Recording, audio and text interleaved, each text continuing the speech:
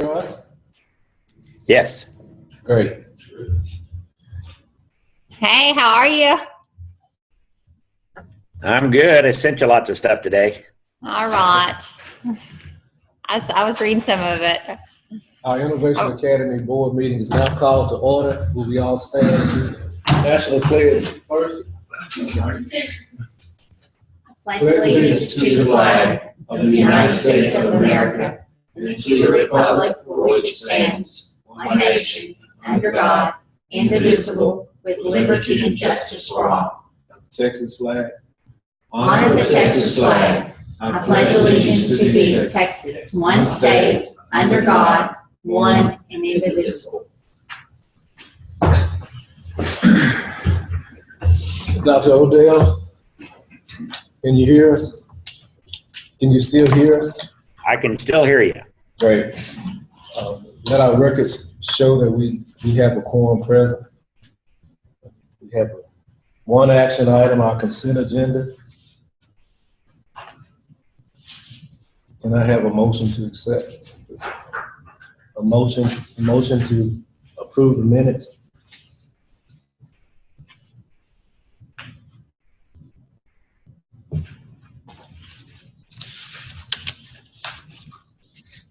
I'll make a motion to approve the minutes. Do I hear a second? A second.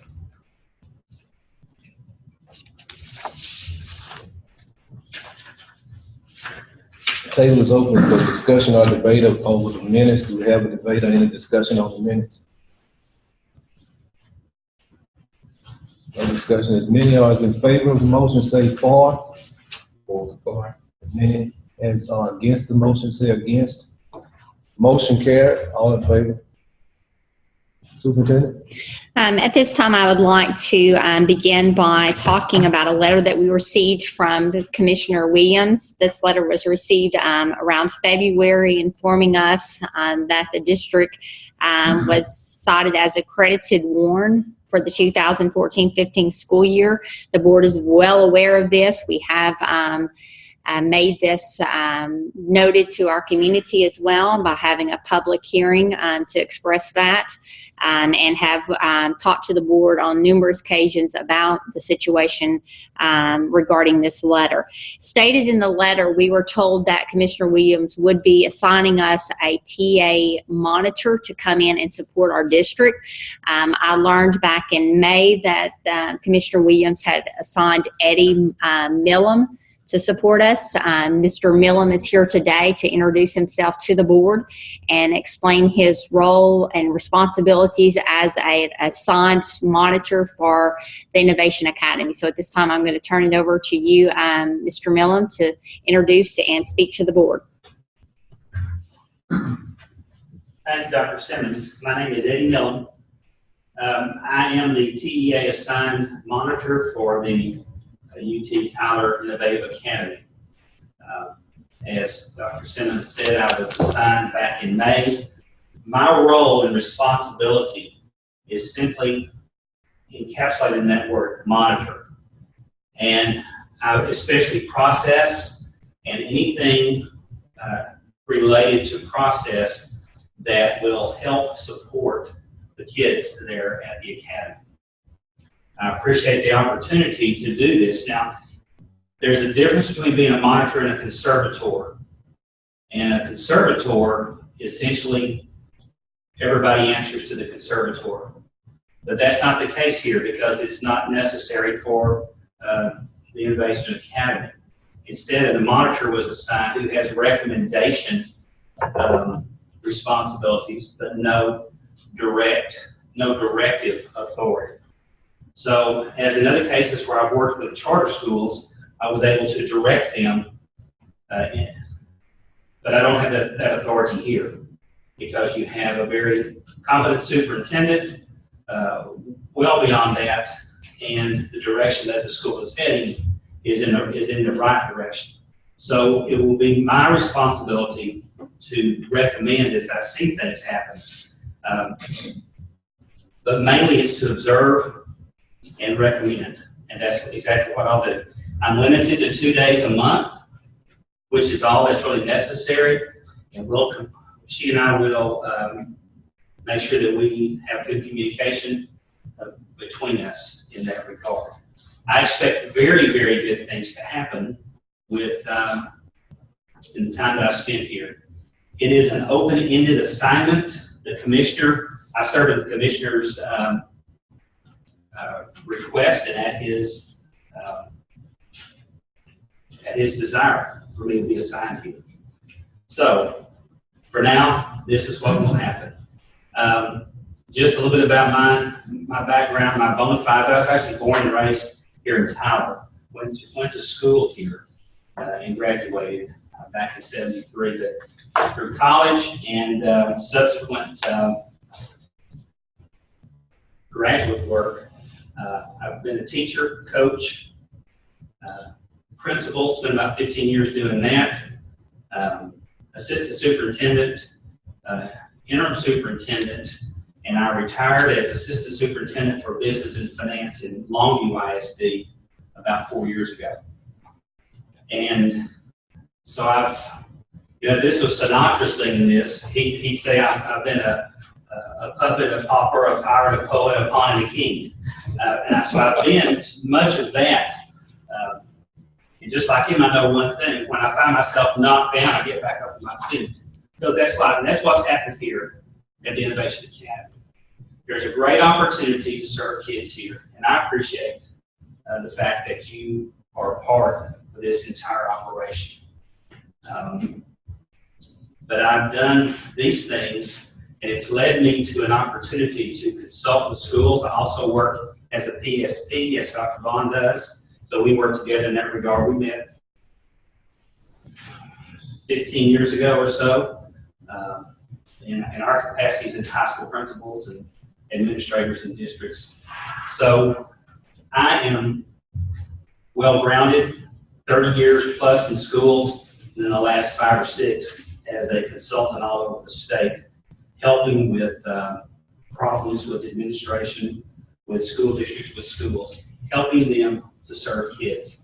And so I'm looking forward to this opportunity. I appreciate that and the commissioner having the confidence in me to assign me here. I think it's going to be a great fit, and I'm looking forward to success and actually going away, because that's my job. I serve, and it's my job to work myself out of the job, and I think that's going to very well happen. So thank you very much. Thank you.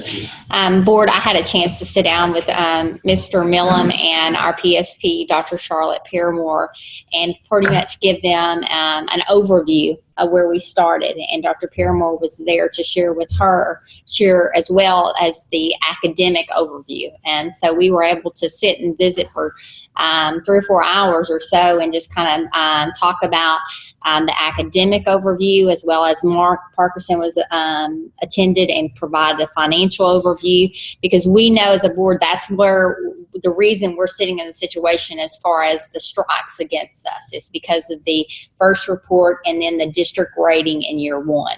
And so moving forward, we feel confident that we're going to be released, but we openly accept the commissioner's recommendation to work with Mr. Millam. I think it's going to be a great fit. I enjoyed visiting with him. He has a lot of experience and expertise in areas that I think will only benefit us, that we can learn from. And so we will be meeting around twice a month just to sit and talk, and I'll be able to show him evidence of the district's growth in certain areas at his request. He'll also be visiting classrooms, because his job is not just to hear my voice, but to see things in action. And he's only going to see that when he gets out and visits classrooms and visits with different people in the district. So I'm very excited about the opportunity to work with him and learn with him, and I appreciate you coming today to visit with the board. The next item on the agenda, any questions for, does the board have any questions for Mr. Miller? Dr. O'Dell, do you have any questions? No. Thank you, Mr. Millam. The next thing on the agenda is in 2015 STAR preliminary results.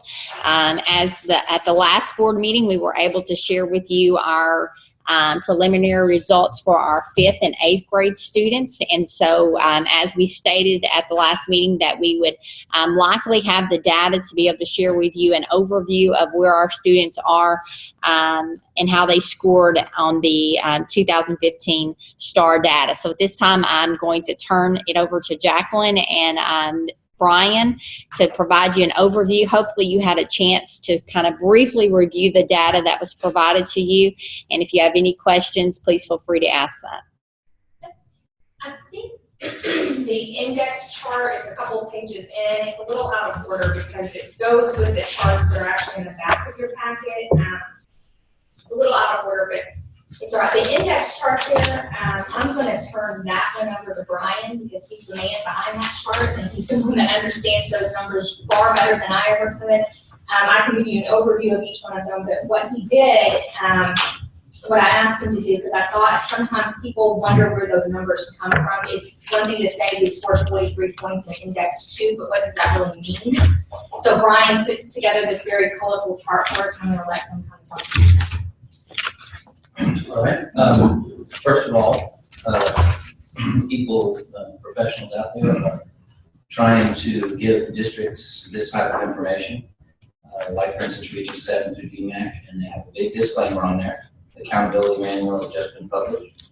Numbers are still coming in, so there is the word preliminary. You know, these types of results will not be actually come out until September, October, July 28th. Yeah, July, and then release. Well, actually, they come to the district in July, and they're released to the public at 1st of August. So, and then as we found out last year, when DMAC had, we had done our own calculations, DMAC did some calculations. We found out on one of our campuses that DMAC had made a mistake. They had us thinking we were okay, and it ended up instead we weren't okay. And, this year, I put on there. One thing I'll say overall is that we seem to be so far over the standards that if there's any error, we're still safe. And that's obviously really good news.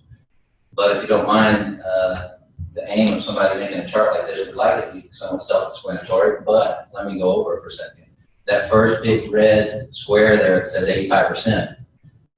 That would be our score for index 1.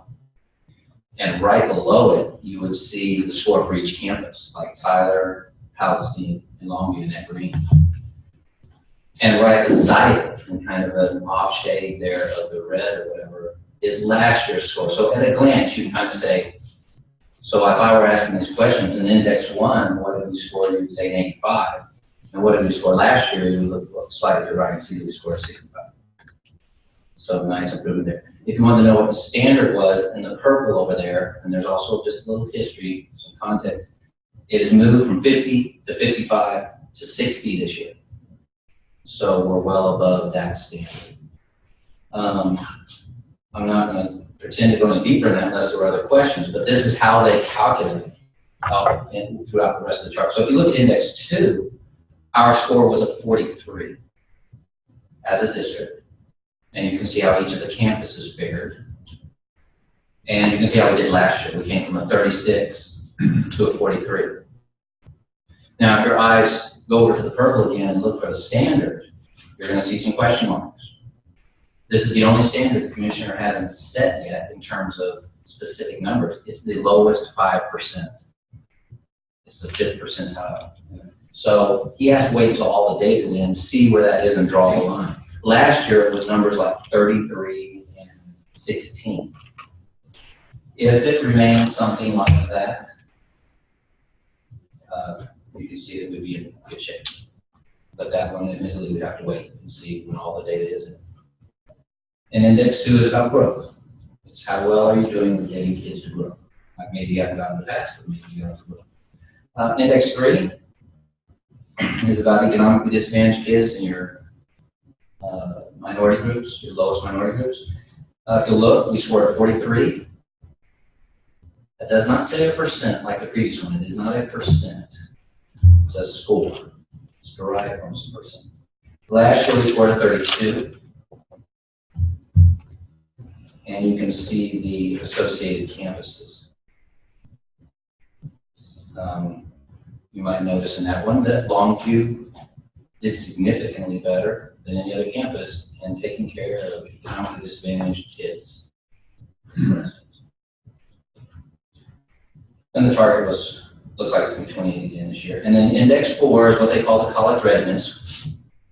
This year we're scoring at 39. Last year we were way down to 17. The standard is 13, so we still made it last year, but I will add a note to this, that index 4, and this is part of the conversation too, is really, as an innovation academy, that we tend to look at most. When we have our conversations, we go, that's our standard. Like a lot of people can meet index 1, because it's a kind of the phase in. Index 4 is, we're a college readiness school, so that's the number we look at. We want that to be up at 50. Stuff like that. So we're well on the way to making that happen. So unless there's any questions about that, I think. So the state basically will release the scores, and when they do, they will release an index score for the district. So the district will receive an index score for index 1, 2, 3, and 4, and then they will release individual campus index scores 1 through 4 for each campus, because each campus is assigned a number. So based on our preliminary results and preliminary data to look at our students and their scores for each campus in the district, as you can see, board, we far exceed the expectations, and very proud of the improvements that the district has made in each campus. And I just want to personally say that I want to thank the teachers for their hard work and their commitment throughout the year. A special thanks to Jacqueline and the curriculum team for working with those teachers to support them, and the directors on each campus. So, last year at this time, we were really, questioning our direction and questioning our model. And I think that I can speak to say that we've stayed true to our model, and we did the things that we needed to do over the summer to be able to provide teachers the resources they needed to be successful. And we can show that in our data at the end of the year. So I'm very proud of each campus and the leadership on those campuses, and looking forward to just improving in all these areas as we move forward. Congratulations. Thank you. We are very proud. I mean, you can imagine we were celebrating when we saw, in certain areas, we still have room to grow, there's no doubt. But, when you look at a campus in a district that's made double-digit gains, that's something to definitely celebrate. You've done something different to get the results. So, If you're interested in seeing more of a breakdown by campus, by subject, I have some colorful graphs in the very back of the packet. The first one you come across is just passing percentage. Well, and these are all over too. Sorry. The first one you see is passing percentages by our economically disadvantaged. Well, we have all students on there. These are district results on that first page. You're coming to district results. We have passing percentages of all students, passing percentages of economically disadvantaged students, passing percentages of Hispanic. We included that one because that's our biggest minority group, so that one counts for us in index 3 as a district. And then passing percentages for students that scored at the final recommended for the test. And I have that for all subjects except for math, because we don't have those scores back. They haven't set the standard on those. The next set of graphs you come to is just the passing percentages compared to the state. I included a graph on there, a bar on there for where the IOA was last year, where we are this year, and where the state fell this year. So that's the blue, red, and green there. I find value in this chart because you're able to see the growth that we've made, but then turn around and compare it to where the state's at. And you can see that in all areas, we exceed the state standards, but we not only exceed the state standards, we increased made big gains in all areas. So I've really found value in this chart. And then the last set of charts is just passing percentages, and this one is by campus for each subject on there, and each grade level. campus and then also the district there. I think, you can look at these numbers so many different ways, and there's so many ways I could have displayed this for you all to see. So if you have any questions about wanting to see it in a different way, I'd be glad to shoot you a different kind of graph. But I try to pick the ones I thought you would be interested in.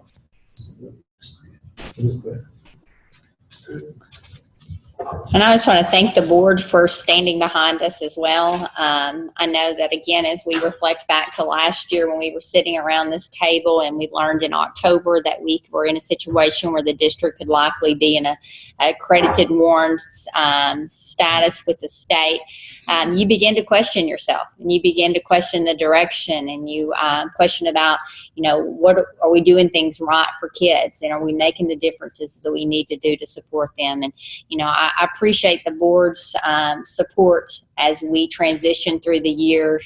And we definitely had our hiccups. There's no doubt along the way. But we really are excited about the future of the IA on each campus. And we're looking forward to looking at this data and digging even deeper to determine the areas that we need to focus on moving forward. So we're hard at work. Even though school let out on Tuesday, curriculum teams are already meeting. Teachers are already scheduled to come back and dig deeper into our curriculum to determine the weaknesses and to begin to plan. Ms. Peterson, am I looking at the data correctly on the Algebra 1 EOC? All those kids who in Palestine and Tyler in Longview, Tyler passed the Algebra 1 exam? Tyler and Longview, we had a 100% pass rate. That's amazing. It's amazing. That's fantastic. And had a lot of, Palestine was 92%. That's very good. Very good. Now these are the Now, these were eighth Eighth graders. graders? So these were students that we identified that were ahead of the game, per se. So they took Algebra 1 as an eighth grader. But yes, we had 100% pass rate in Tyler and Longview. And in Palestine, we had a few more students put in there that weren't originally identified to take it. And that's why you see a little bit of a lower pass rate there. But they still 92% of those students. seventh graders too. We did have some seventh graders in there. Yes, Even sir. more impressive is the advanced. The advanced. Yes. That's fantastic. And that's something that really improved across the board on all campuses is our advanced scores. When we looked at that passing rate, we immediately then took our eyes to the advanced. We had 20 and 30 percent advanced rates, which is, where we really want to focus on is, not only passing, because we know that is the minimum, is, our kids passing at an advanced level, meaning that they're not just getting by at the state minimum standard. You're exactly right. Ready to take the ACT and SAT to get into college. So thank you to Ms. Peterson and Mr. Weaver for preparing these documents for the board, and we'll be sharing these with our community, our parents, and we've definitely celebrated with our students as well. So I'm very excited time in the future as well. Any questions? The next item on the agenda is our 2015-16 projected enrollment. I'd like to keep the board updated on where we're at. As you know, we have a process. We've held our lotteries. We are providing campus tours for our parents and community. If you've had an opportunity to drive around the loop, you've seen that we do have a billboard. And so special thanks to Dr. Odell and his team for getting that out there and getting that up. And so as we look at our projected enrollment, wanted just to note that where we're at. And so as you can see here on the chart, right now we have projected enrollment at 617. And if you look at the breakdown for Tyler, we're at 263 on the Tyler campus. Longview is 167. Palestine is 187. And what this means is these are parents that have committed to coming and enrolling their child in the 2015-16 school year. And you can see a total for the district is 617. I will state to the board that number is increasing around 8 to 10 students a week. I pull the data every week on Friday, and we are seeing an increase between 8 to 10 students every single week as a district. Our directors are doing a fabulous job of working with parents and talking with them. Our parents are now getting excited about our school and sharing that with other families. So we're getting a lot of return on our investment. And I think the billboard and thing is helping because it tries to promote our schools within the community. And also we do have radio ads out in all three areas. So real excited about where we're at when we look at our numbers and how that number is increasing. Because I can tell you, I recall last year I could pull reports and the numbers might change 1 or 2 students, give or take, but when you're seeing an increase weekly of 8 to 10 students, that's a good return for our investment as we continue to market the school. You can see some areas are actually full and that we have a waiting list in some areas. So very excited about this as well.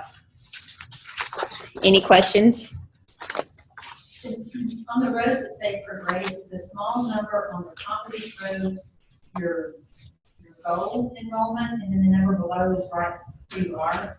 Like on the timer it says 25 and then right under 23? Correct. Okay. Yes, ma'am.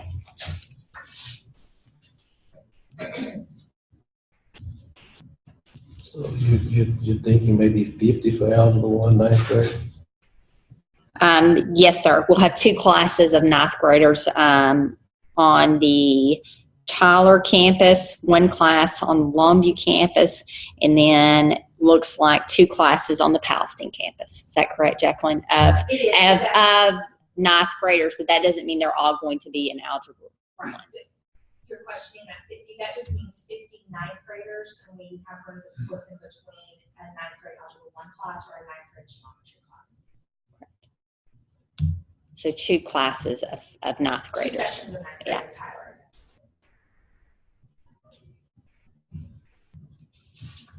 Will ninth grade geometry be the first time they take? They would have to have had Algebra 1. Right, these would be our 8th graders. These would be our students that had Algebra 1 in 8th grade.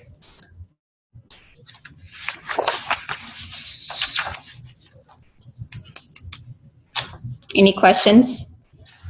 The next item is just personnel. I just want to let the board know that we are in the process of recruiting teachers. We have a great return this year of teachers, and so we're real excited about that. Our retention rate with our staff, we're hiring very few on each campus, and so Jacqueline and her team and the directors are working closely to recruit teachers in the community and to go through a very detailed process as we begin to hire for the upcoming school year. So very excited about that opportunity moving forward. I will state to the board the Tyler campus is getting a new director, and so real excited about that opportunity. She's coming to us with principal administrative experience, and so she will be starting around the end of June. I think her start date's June the 24th.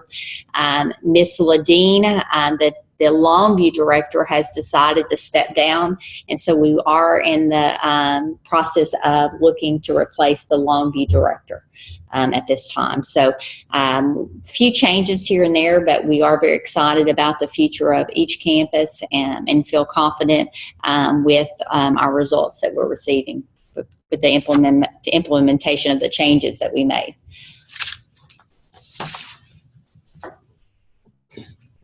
Do you have any curriculum updates, Ms. Peterson, about anything you guys are doing over the summer, your curriculum team? Well, I mean, currently we're just finishing up revising scope and sequences based on teacher feedback this year. So my coaches are currently working on each of those content areas, getting those into the teachers' hands by the end of the week so they can have the summer to review them. My team comes back together in July. We'll meet the whole month of July. We'll plan our August PD sessions. We're taking all of our teachers this year, so our new and returning teachers back through our PBL training. What we've found in the past is we have just trained our new hires. So there's been a disconnect between the new hires and the returning. So this year we're going to take everyone back through that experience. And so my team is getting together in July to plan that. And then just trying to finish out hiring. Yep. Teachers come back August the 7th, and our students come back August the 24th, so it'll be here before we know it. Does the board have any other questions for me? All right, that's all the updates that I have at this time. Dr. Bond? Do you want me to do a budget update?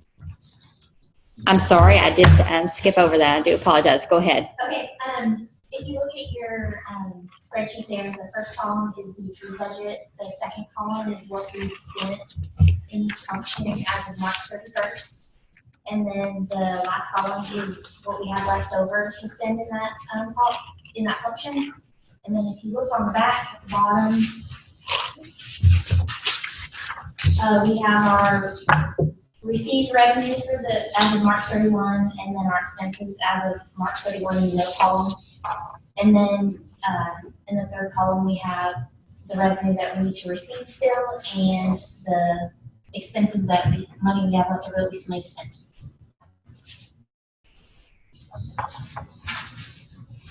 So we don't have any amendments at this time, just an update, correct? Okay.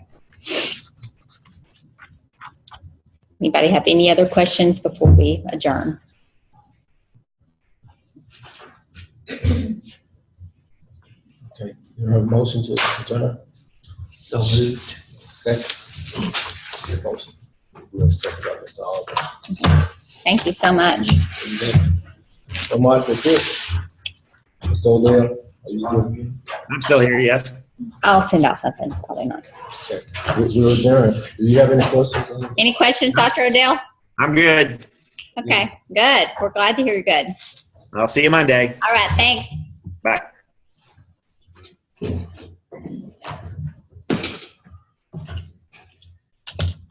Thank you so much for coming.